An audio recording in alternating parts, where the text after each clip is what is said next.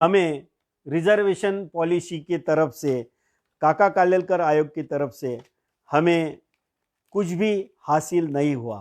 फिर बड़ा आंदोलन चला, मंडल कमीशन आया, लेकिन कुछ बातें आपके सामने मैं रखना चाहता हूँ। 1931 में ओबीसी की जातीय जनगणना के अनुसार हम 52% है, जिसमें ओबीसी, एसबीसी, वीजे, एनटी, NT1, NT2, NT3 ये महाराष्ट्र में है। और इनकी यदि तादाद आज गिनी गई तो 60% के ऊपर हमारी गिनती हो सकती है। और नीति आयोग और ओबीसी की जनगणना के बारे में जानकारी न होने की वजह से हमारी कुछ भी व्यवस्था की नहीं जा रही है। लेकिन जब हमारी जनगणना हो जाएंगी तो जो भी बजट है उस बजट का 50% हिस्सा हमारे लिए खर्चा किया जाएगा। और कुछ लोगों की डिमांड है कि ओबीसी का सब कैटेगरी चाहिए। ओबीसी की जब जनगणना होगी तो सब कैटेगराइजेशन भी हो सकता है, इसका भी हम समर्थन करते हैं। काका कालेलकर आयोग के बाद 1979-80 में पूरे भारत के ओबीसी का चर्चा की गई, ओबीसी की सूची बनाई गई, जिसमें 52% ओबीसी को राजकीय शैक्षणिक रिजर्वेशन मिलना चाहिए। इस और SC ST के जो सोई सुविधा है वो हमें मिलना चाहिए, इसकी सिफारिश मंडल कमीशन ने की। लेकिन मंडल कमीशन की सिर्फ 2 सिफारिशें लागू हुई। पहली सिफारिश विश्वनाथ प्रताप सिंह ने गवर्नमेंट ने लागू की, उनका हम तहे दिल से शुक्रिया अदा करते हैं। उसके बाद अर्जुन सिंह करके एक मिनिस्टर थे, इन्होंने IIT IIM में ओबीसी को यहाँ पे रिजर्वेशन दिया गया। इस वजह से हमें कुछ सहूलतें मिल गई है। लेकिन हमारी लड़ाई 1990 से शुरू हो गई है।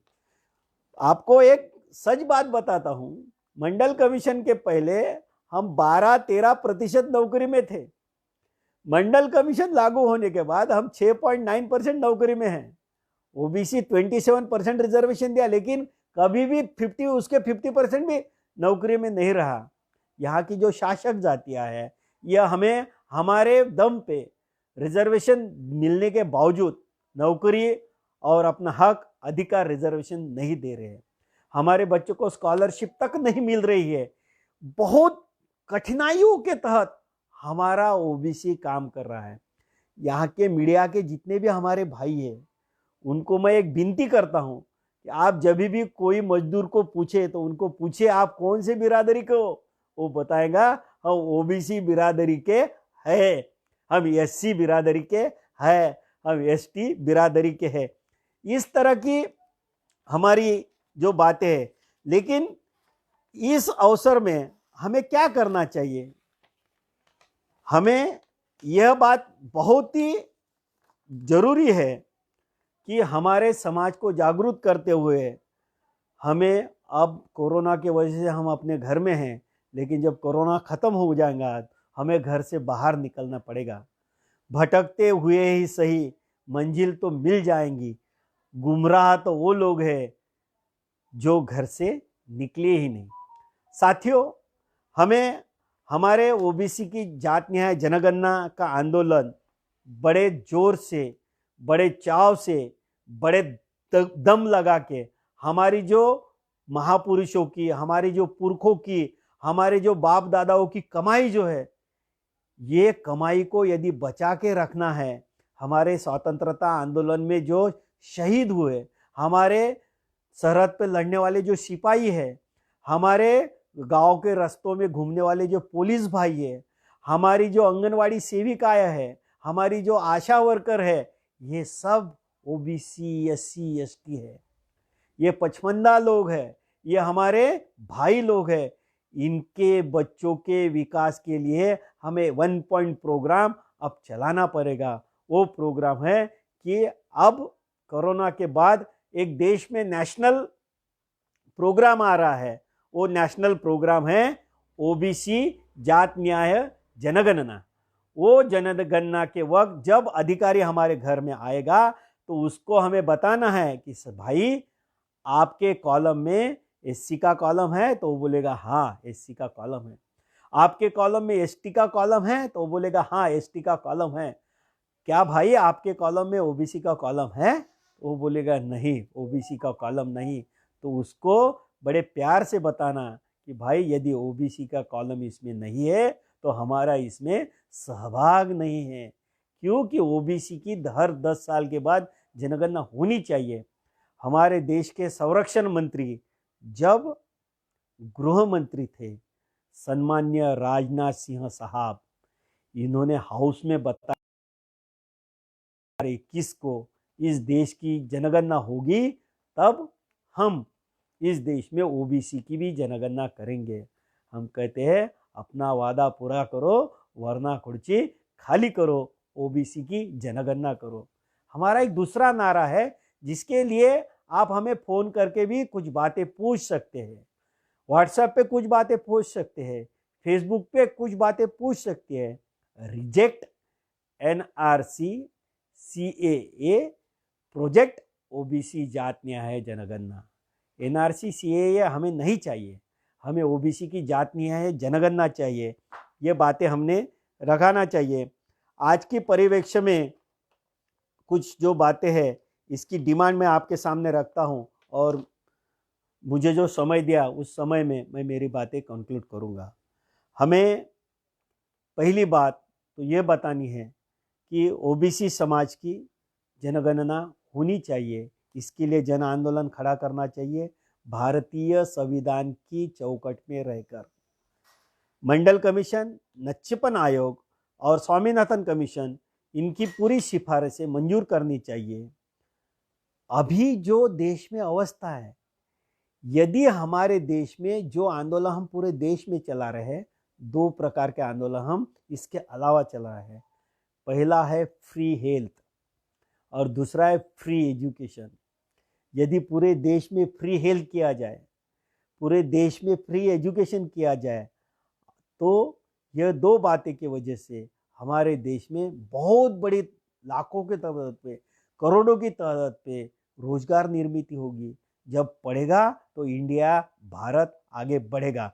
ये बात हमने समझ लेना बहुत जरूरी है। शेत माल के उत्पादन पे उन्हें बाजार भाव दिया जाए, यह डिमांड ओबीसी ने करना चाहिए। ओबीसी के लिए स्वतंत्र विधानसभा और लोकसभा की नियुक्ति, लोकसभा मतदार संघ निर्माण किया जाए जैसा कि एससी और एसटी के लिए है। केंद्र शासन और राज्य शासन में शैक्षणिक संस्थानों में ओबीसी का जो बैकलॉग है, ये बैकलॉग भरना चाहिए। ओबीसी की जो अभी की स्थिति है जनगणना की तो उसकी श्वेत पत्रिका जाहिर करना चाहिए। ओबीसी कर्मचारी को पदोन्नति में रिजर्वेशन मिलना चाहिए। ओबीसी से जो लोग हैं उनको जो वन पट्टा दिया जाता है, उनको 3 पीढ़ी की जो अट है वो रद्द करनी चाहिए। मैट्रिकोत्तर जो शिष्यवृत्ति दी जाती है, जिसे हम स्कॉलरशिप बोलते हैं, वो 100% दी जाए। एक असंवैधानिक अट जो है क्रीमी लेयर की, ये अट रद्द करनी चाहिए। और महाराष्ट्र शासन ने जो फ्रीशिप योजना क्रीमी लेयर के मर्यादा में की है, फ्रीशिप योजना वो क्रीमी लेयर के मर्यादा में करनी चाहिए। हर गांव में, हर तहसील लेवल पे ओबीसी के लिए स्वतंत्र वसति गृह होना चाहिए। और ओबीसी सुशिक्षित बेरोजगार जो बच्चे हैं, इनको बार्टी के स्तर पे सारथी महात्मा फुले संशोधन प्रशिक्षण संस्था शुरू करना चाहिए। और ओबीसी विद्यार्थियों को यूपीएससी, एमपीएससी स्पर्धा परीक्षा, उच्च शिक्षण और परिषदीय शिक्षण, इसमें उनको सहभागी होने के लिए तरतूद करना चाहिए। और सभी पुराने कर्मचारियों को पुरानी पेंशन योजना मिलनी चाहिए। इसके साथ साथियों, एक बहुत ज़रूरी बात पूरे देश लेवल पे हमें समझनी होगी कि इस देश में सुप्रीम कोर्ट में जो कॉलेजियन सिस्टम है वो रद्द करना चाहिए। वहाँ पे भी एमपीएससी यूपीएससी के तहत एक स्वतंत्र आयोग बिठा के जो गुणवान लोग हैं उनकी नियुक्ति करना बहुत ज़रूरी है। इस तरह ओबीसी के बारे में हमें सोचना है। हमारी जो लड़ाई है, ये लड़ाई हमें बहुत ज़रूरी लड़ना बहुत ज़रूरी है। हमारे जो बाबा साहब आम्बेडकर ने एक बात हमें कही, जो बात बार बार आपके बारे में दोहराना बहुत ज़रूरी है कि वह हम लोकशाही देश में रहते हैं। वो लोकशाही की व्याख्या करते हैं। लोकशाही शासन का जो स्वरूप है कैसे होना चाहिए। लोकशाही सामाजिक आर्थिक जीवन में किसी भी प्रकार का रक्तपात बिना क्रांतिकारी परिवर्तन आने के लिए जो योजनाएं हैं, इसे लोकशाही कहते हैं। रास्ते पे किसी मजदूर का खून बहाना, ये लोकशाही नहीं है। क्रांतिकारी जो पाउल है, वह पाउल अंत्योदय योजना में है। आखिरी स्टेप पे जो आदमी है, उसके भी जीवन में परिवर्तन होना चाहिए। इस बारे में हमें विचार करना जरूरी है। साथियों, हमें एक ही बात आपको बताता हूँ और मेरी बात समाप्त करता हूँ। हमें हमारे जातियों की पर्यवेक्षता से निकलकर हमें हमारे जो ओबीसी का प्रवर्ग है, इस प्रवर्ग की लड़ाई में हमें लड़ना होगा।